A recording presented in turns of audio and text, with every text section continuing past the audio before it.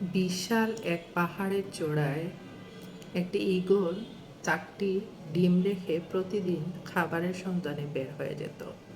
এর মধ্যে একটি ভূমিকম্পে 4টা ডিম থেকে একটি ডিম নিচে পড়ে গেল।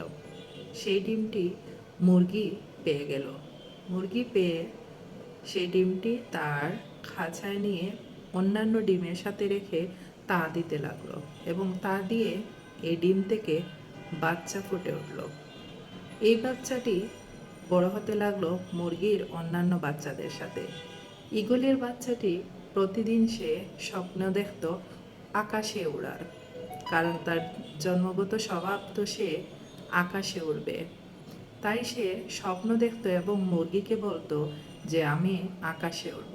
তো মুরগি উত্তরে বলতো এটা কখনোই সম্ভব নয়, কারণ তুমি মুরগির বাচ্চা, তুমি আকাশে উঠতে পারবে না, তোমাকে এভাবেই থাকতে হবে। তো তার স্বপ্ন এইভাবেই একদিন ধূলিসাৎ হয়ে সে তার চিরবিদায় নিয়ে নিল। আমাদের জীবনেও এইরকম অনেক মুরগি আছে যাদের কথায় কান না দিয়ে আপনি আপনার কাজ করে যান, ইনশাল্লাহ একদিন আকাশে উঠবেন।